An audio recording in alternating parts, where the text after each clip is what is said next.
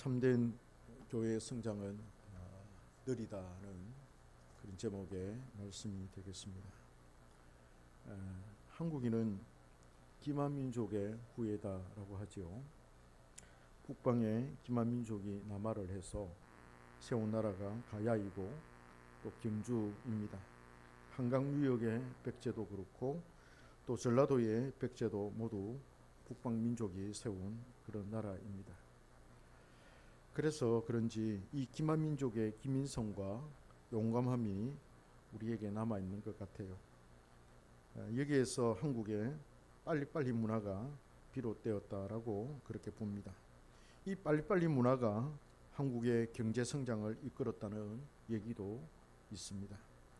통신망의 발전은 이 문화에서 비롯되었고 또 소통의 발달로 국가의 정치와 경제가 성장했다는 이론이 힘을 얻고 있습니다. 한국은 뭐든지 빨리빨리 이루어지고 있습니다. 외국에 있는 사람들 또 다른 나라 사람들이 우리나라에 와서 빨리빨리 움직여지는 그 광경을 보고 참 신기해하는 그런 모습들을 보게 됩니다. 식당에서 음식도 빨리 나오고 관공서의 행정 업무나 실생활에 필요한 업무도 매우 빠르게 해결됩니다. 유럽이나 다른 나라에 비해서 속도감이 매우 높다고들 하죠. 그래서 사업도 속전속결입니다. 사업을 시작해서 잘 안 되면 바로 접고 다른 종목으로 갈아탑니다. 정보가 빨리 전달되기에 그 판도를 읽고서 빠르게 액션을 취하지요. 빠르게 판단을 하지요. 이 사업을 계속할 것인지 아니면 빨리 접어야 할 것인지를 나름 그 정보를 분석해서 결정을 내립니다. 아주 신속한 결정을 내리죠. 안 되는 장사나 안 되는 사업을 붙들고 있어봤자 손해만 더 커진다고 생각을 합니다. 그래서 이롭지 않으면 속히 처분하는 것이 현명하다고 판단을 합니다. 그 사업의 정신이나 이념이나 목적 같은 것은 아예 없습니다. 돈이 목적이고 수익 창출이 목적입니다. 그러니 가망성이 없어 보이면 접든지 다른 것으로 갈아타야 하는 것이죠. 교회는 어찌해야 할까요? 집사님, 교회는 어찌해야 될까요? 많은 교회가 설립이 되고 많은 교회가 문을 닫고 있습니다. 대마불사라고 했던가요? 큰 말은 죽지 않는다라는 뜻인데 큰 회사, 큰 가게, 큰 교회는 망하지 않는다는 뜻으로 회자가 되고 있습니다. 또 다다익선이라는 말도 있지요. 많으면 많을수록 좋다라는 뜻입니다. 사람이 많이 모이면 좋고 망하지 않는다는 뜻으로 사용을 합니다. 작은 교회는 쉽게 망하고 작은 회사도 쉽게 망한다고들 생각합니다. 사이즈가 작으니 힘이 부족하고 역량이 약해서 넘어질 수가 있지요. 이것이 세상의 이치이기도 합니다. 그러나 크다고 다 좋은 것은 아니며 작다고 또 다 약한 것, 안 좋은 것도 아니라는 것입니다. 여러분, 싱가포르나 스위스를 한번 보십시오. 그 나라가 얼마나 작습니까? 도시국가라고 할 정도로 그렇게 인구도 얼마 되지 않습니다. 국가의 면적도 그렇게 크지 않습니다. 그러나 세계를 선도하고 또 세계 사람이 우르르 보는 그런 선진국이지 않습니까? 이런 나라들을 일컬어서 우리는 강소국이라 합니다. 작지만 아주 강한 나라이다. 그렇게 부르지요. 교회도 작음으로 약한 교회가 있을 수 있지만은 작지만은 아주 강한 교회도 있을 수가 있습니다. 그러나 교회는 약하냐 강하냐의 문제보다는 참되냐 거짓되냐의 성질이 더 큰 문제로 다가옵니다. 크지만 참된 교회가 아닐 수가 있고 작아도 참 교회가 아닐 수가 있습니다. 그러나 작아도 참된 교회일 수가 있고 또 좋은 교회가 있을 수 있습니다. 문제는 참이냐 거짓이냐를 놓고 볼 때에 무엇이 참이며 무엇이 거짓이냐라는 것입니다. 참된 교회의 가장 큰 조건, 가장 큰 특징이 뭐겠습니까? 그것은 바로 말씀의 올바른 선포입니다. 말씀이 올바르게 교회 안에서 선포가 되지 않으면 그 교회는 참된 교회라 할 수가 없지요. 권징이 시행되지 않는 것도 참된 교회라 할 수가 없지요. 성도가 잘못을 하면, 또 목회자가 잘못을 하면 치리를 하고 징계를 하는 그 권징이 있는 교회, 왜 치리를 하고 왜 권징을 합니까? 교회가 반듯해야 되고 발라야 된다. 순수해야 되고 순전해야 된다. 그래서 죄를 지으면 그 죄에 대한 처벌을 하는 것이 교회의 순수성을 유지하는 것이다. 그렇게 해서 권징이 꼭 필요하다. 그래서 권징이라고 하는 것은 말씀과 함께 교회의 표징이 되는 것이다.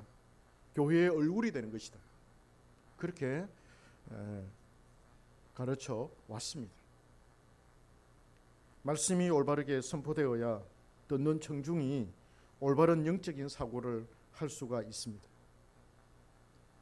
듣는 말씀이 좋지 않으면 성도들의 영혼이, 성도들의 영적인 사고, 영적인 생각이 올바를 수가 없어요. 음식도 그렇지 않습니까? 음식을 무엇을 어떻게 먹느냐에 따라서 그 사람이 육신이 어떻게 건강하냐, 건강하지 않느냐 그렇게 되지 않습니까? 맨날 라면만 먹고 맨날 햄버거만 먹고 맨날 고기만 먹고 이러면 질병에 쉽게 걸리고 몸에 신진대사가 원활하게 돌아가지 않고 또 혈관이 건강하지 않고 혈관에 찌기기가 끼어서 혈액이 원활하게 돌아가지 않습니다. 그러면 건강에 적신호가 키워지는 것이죠. 그래서 먹는 음식이 굉장히 중요합니다. 영적인 음식도 마찬가지예요. 이 하나님의 이 영적인 음식을 올바르게 먹어야만이 성도가 올바르게 생각할 수 있고 올바른 영적인 사고를 할 수가 있는 거예요. 그렇지 않으면 안 돼요. 지금 보십시오. 성도라고 하면서 교인이라고 하면서 대사회적으로 활동하는 그런 분들 보십시오. 어떻게 그리스도인이 저럴 수 있나라고 할 정도로 그런 모습들을 보지 않습니까? 근데 왜 그런 줄 아십니까? 먹는 음식이 달라서 그래요. 제대로 건강한 음식을, 건강한 영적인 음식을 못 먹기 때문에 그렇게 영적인 기형아가 나오는 것이죠. 반듯하게 올바르게 영적으로 사고하고 생각하지 않습니다. 말씀의 기초를 따라서, 말씀을 따라서 그렇게 말씀을 전체적으로 바라보고 하지 않습니다. 이단도 그렇지 않습니까? 이단이 왜 나옵니까? 하나님의 말씀을 올바르게 해석하고 올바르게 말씀을 전하고 올바르게 말씀을 듣고 이해하고 깨달지 못하기 때문에 이단이 나오는 게 하나, 그 한 부분 거기에 자기 욕심이 들어가서 그게 전부인 것처럼 곡학 아세를 하는 것이죠. 하나님의 말씀을 곡해하는 것이죠.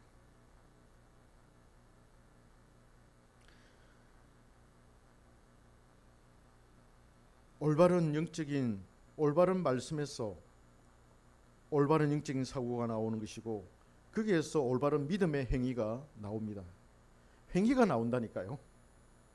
올바르게 사고해야 올바른 영적인 사고에서 올바른 믿음의 행위가 나온다니까요. 그러니까 사과나무에서 사과가 열리듯이 올바른 믿음의 나무에서 올바른 믿음의 열매, 믿음의 행위가 나오는 것입니다. 올바른 믿음의 행위가 나와야 그것이 하나님께 연락이 되고 자신이 맺는 신앙의 열매가 됩니다. 내가 하나님의 말씀을 따라 열심히 신앙생활을 했는데 그게 열매가 되어서 하나님께서 그걸 받아주시고 연락하셔야 되는 거지요. 그래서 내 마음에 품었던 내가 알고 있는 영적인 그런 지식이 내 안에서 힘을 발휘해서 또 역할을 해서 작용을 해서 내가 그것을 하나님을 사랑하는 마음으로 말씀을 사랑하는 마음으로 행위를 했을 때 정말 하나님의 말씀에 입각해서 행위를 했을 때 그게 믿음의 행위가 되어서 말씀에 따라서 나온 순수한 행위가 되어서 그게 하나님께 제물로 드려지는 것이에요. 그럼 하나님이 그걸 받으시는 겁니다. 그럼 끝이에요. 그게 하나님께서 받으시는 것으로까지 우리의 행위가 그렇게 가야 되는 거예요. 그렇지 않으면 우리가 행하는 그 모든 일들은 다 소용이 없는 거죠. 하나님이 받아주지 않는 그 행위, 하나님이 받아주시지 않는 그 열매, 아무런 의미가 없는 것 아니겠습니까? 굉장히 중요합니다. 이것은 우리의 구원과도 직결이 되는 것입니다. 구원과 직결이 돼요. 말씀이 올바르게 선포되지 않으면 인간의 술수가 늘어나고 인간의 방법으로 교회가 운영이 되고 인간을 높이고 인간을 자랑하고 인간에 의해서 교회가 이끌려 갑니다. 말씀대로 목사는 목회하지 않고, 그러니까 말씀이 그 안에서 위축이 되고 말씀이 사장이 됩니다. 말씀은 하죠. 형식은 있죠. 설교 시간이 있습니다. 말씀을 배우는 시간이 있습니다. 그러나 형식적이에요. 목적은 다른 데 있는 거예요. 말씀을 따라서 우리가 말씀 앞에 끼어지고, 말씀이 주고 나면 죽고, 말씀이 살아면 살고, 말씀이 가라면 가고, 말씀이 서라면 서고, 말씀으로 말미암아 살았더니 손해를 봅니다. 손해를 보라 그러면 손해를 보는 거고, 그죠? 말씀을 따라 끌었더니 비참한 상황에 이르게 됩니다. 그러면 그걸 수용하는 것이죠. 우리는 사도 요한의 설교를 잘 인용을 합니다. 그는 흥하여야겠고 나는 망하여야겠고, 주님은 흥해야 되고 나는 망해야 되고, 그러나 망하는 것, 내가 망하는 것 용납 못합니다. 그렇잖아요. 내가 비참한 상황에 빠지는 것, 들어서는 것 용납 못합니다. 내가 손해를 보는 것, 내가 위축이 되는 것 용납 못해요.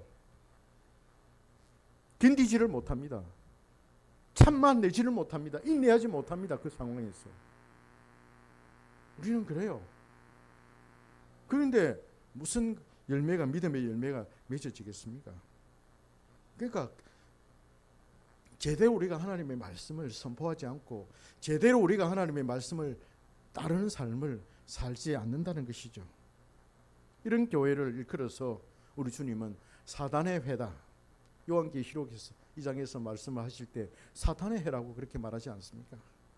니골라당의 해, 사탄의 해라고 그렇게 말합니다. 교회는 주님의 몸, 주님의 지체 그 자체입니다. 주님을 머리로 모시는 한 몸이 바로 교회입니다. 주님께 돌려야 할 모든 영광을 사람이 취한다면 이는 교회가 아니지요. 주님을 따라야 하고 주님의 말씀을 먹고 자라야 하는데, 인간의 말을 먹고 인간의 말을 따라가는 것이 어찌 교회라 할 수가 있겠습니까? 성령으로 거듭난 성도는 하나님의 말씀을 먹고 사는 존재입니다. 목사가 말씀을 깊이 연구해서 하나님이 어떤 분인지를 알려야 하고, 말씀을 들은 성도는 그 말씀에 따라서 하나님이 이런 분이고 하나님이 저런 분이라는 걸 알아서 올바르게 하나님과 교제할 수 있습니다. 이런 교회가 참된 교회지요. 안 그렇습니까? 우리가 이런 교회를 추구합니다. 우리 한경교회가 그런 교회를 위해서 우리가 세워졌습니다. 다른 교회 생각할 필요 없이 하나님께서 그걸 하라고 우리에게 사명을 주셨고 살아갑니다. 때로는 비참한 상황이 있고 그렇지만은 끝까지 말씀 붙들고 갑니다. 할렐루야. 누가 손가락질 하든 누가 비난을 하든 어쨌든 간에 우리는 참고 갑니다. 왜? 말씀을 따라야 하니까요. 이런 교회가 저는 참 교회라고 생각합니다. 그러나 문제가 있습니다. 문제가 있습니다. 잘 되면 좋죠. 잘 되면 좋죠.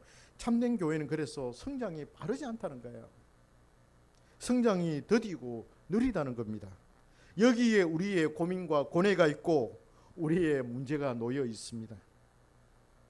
그럼에도 우리가 알 수 있는 것은 쉬운 것은 빨리 되지만 참되고 올바른 것은 시간이 많이 걸리는 법입니다. 우린 그걸 알아요. 하나님의 교회도 마찬가지입니다. 쉽게 세워진 나라는 쉽게 망하고 쉽게 세워진 교회도 쉽게 타락할 수가 있습니다. 쉽게 번 돈도 쉽게 사라지는 법이죠. 그렇잖아요. 그래서 총각들을 보고 결혼을 빨리 해라. 결혼하지 않고 총각 때 돈을 모으는 것이 쉽지가 않다. 쉽게 벌어서 쉽게 펑펑 쓰는데, 그러나 결혼을 하면 돈이 뭐라고 해야 되나, 알찬 돈이 된다. 그래서 결혼을 빨리 해라. 그렇게 얘기를 합니다.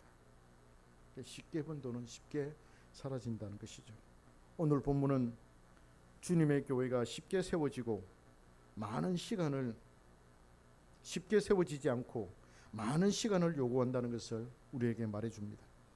이삭이 리브가를 젊은 나이에 아내로 맞이하였지만 아이를 생산하지 못했습니다.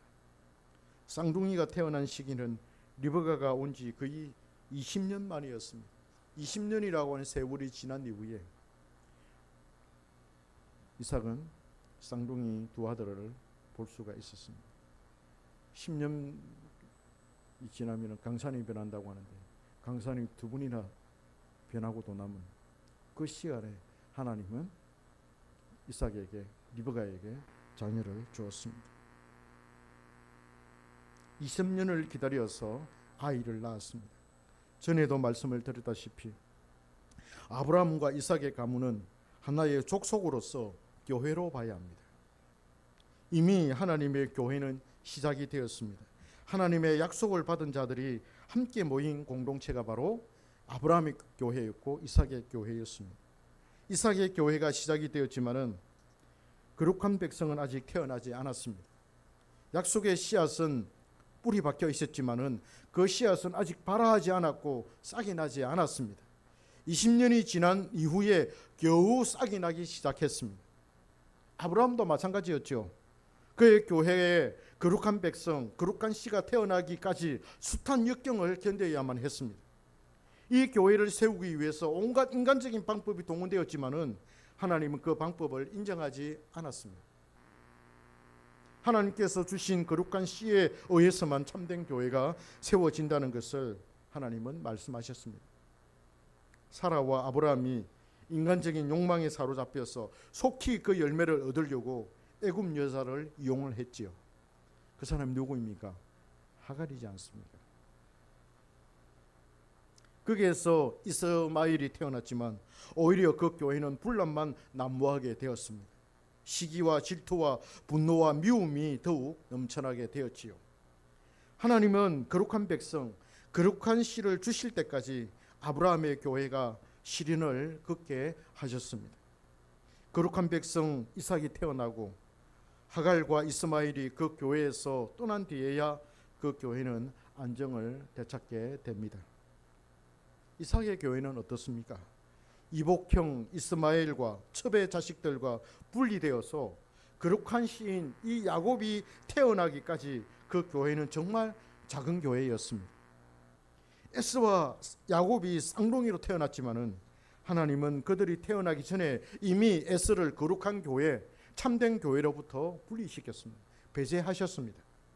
하나님은 야곱을 통해서만 참된 교회가 세워지기를 원하셨습니다. 나중에 야곱을 통해서 12아들이 태어나서 각각의 지파가 형성이 되었습니다. 큰 교회, 번성한 교회의 기초 조직을 야곱의 아들들을 통해서 구성하게 된 것입니다. 그리 되기까지 아브라함은 25년을 기다렸고 이삭은 20년을 기다려야만 했습니다. 하나님은 그 교회가 거대한 교회가 되고 큰 나라가 되기까지 요셉이라는 한 사람을 또 준비하였지요.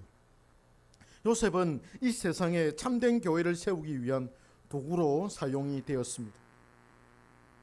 그는 교회가 참되고 올바르고 거대하게 세워지기 위해서 자신을 희생했습니다. 숱한 역경을 견뎌야 했고 비참하고 억울한 일들을 겪어야만 했습니다.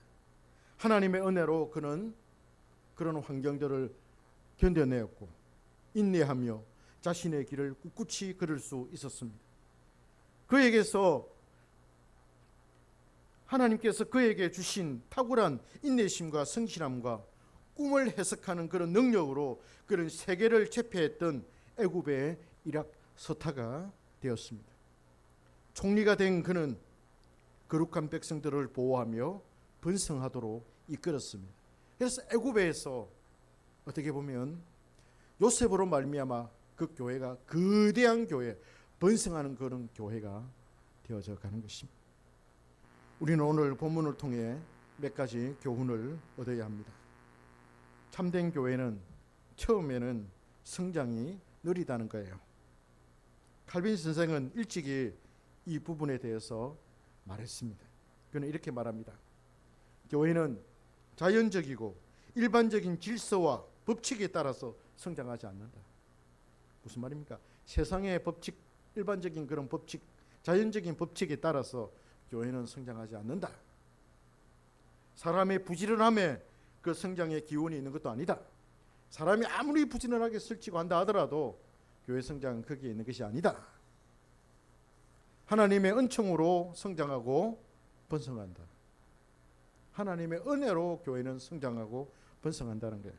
거룩한 자손은 하나님께서 주신 것이다. 하나님께서 주셔야만, 거룩한 백성을 주셔야만 교회는 성장하고 번성한다. 이렇게 말했습니다. 오래전에 말했습니다. 세상에서 사업을 하는 것처럼 일반적인 질서와 법칙에 따라서 교회는 성장하지 않는다는 거예요. 만약 교회가 그렇게 해서 급성장하게 되면 급히 먹은 밥이 취하는 것처럼 쉽게 타락할 가능성이 매우 높습니다. 교회의 진정성이나 교회의 존재 이유를 잃어버려서 교회의 모임이나 세상의 모임이나 사교단체로 전락하는 것입니다. 결국 이 교회는 교회가 아니라 사단의 회가 되는 것이죠. 그러나 참된 교회의 성장은 하나님의 손에 달려있기에 하나님께서 거룩한 백성들을 보내주지 않으시면 결코 교회는 올바르게 성장할 수가 없습니다. 오늘 우리는 본문을 통해서 또 이 본문을 해석한 칼빈의 또 견해를 통해서 우리는 큰 힘을 얻게 됩니다. 말씀이 올바르게 선포되고 가르쳐진다고 해서 그 교회에 모두 알곡이 있는 것은 아닙니다. 사탄이 밤에 몰래 와서는 가라지를 심어놓기 때문에 그 교회는 완전할 수가 없습니다. 그래서 교회는 불완전합니다. 완전할 수가 없어요.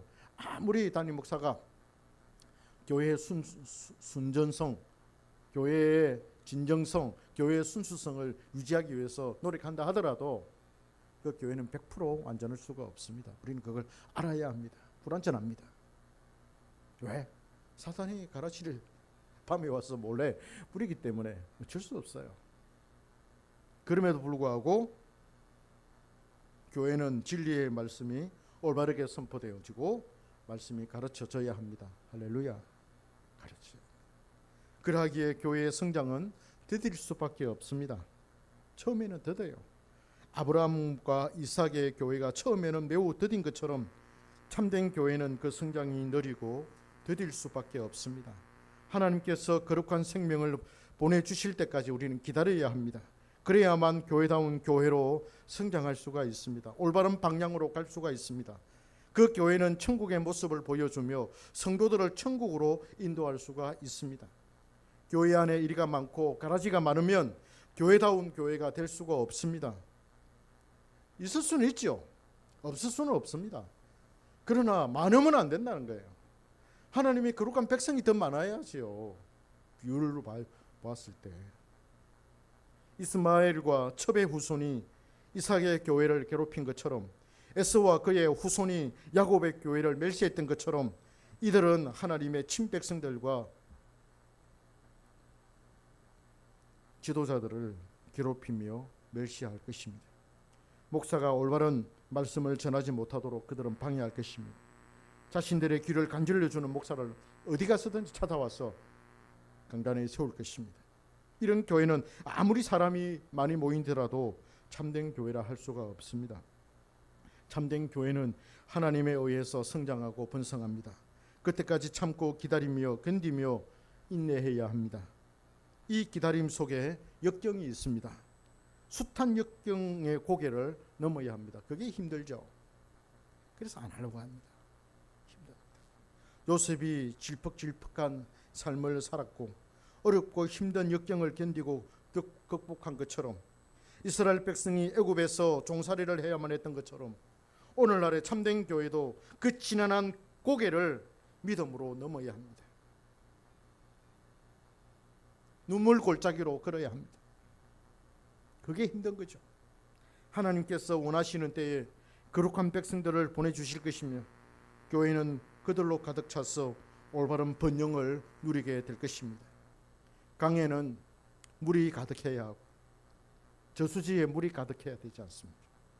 가정에는 자녀들이 가득하며 활의 전통에는 화살이 가득해야 하고 교회는 신실한 성도들로 가득해야 합니다. 이것이 참된 아름다움입니다. 그런 우리 한경교회 아름다운 교회가 되기를 소망합니다. 보기 얼마나 좋은지 모릅니다. 하나님의 택하심을 입은 거룩한 백성들이 가득 찬 교회야말로 이 세상에서 가장 아름다운 모습입니다. 누군가가 이야기했죠. 가장 아름다운, 이 세상에서 가장 아름다운 광경이 뭐냐? 100가지를 이야기해봐라. 누군가가 3가지를 이야기하는데, 첫째는 엄마가 아이를 이렇게 가슴에 품고 젖을 물리고 그 광경이 가장 아름다운 모습이에요. 두 번째는 해가 뉘어질 때 석양이 이렇게 대지를 비출 때, 그때. 또 한 가지 이야기하는데 기억이 안 나네요. 저는 그게 아니라, 그것도 물론 아름다운 광경이겠습니다만은 순수하고 참된 이 거룩한 백성들이 많이 모이는, 그죠? 그 교회 공동체가 저는 가장 아름답다고 생각합니다. 이 세상에서. 그럼 우리 아름다운 한경교회 만들어 갑시다.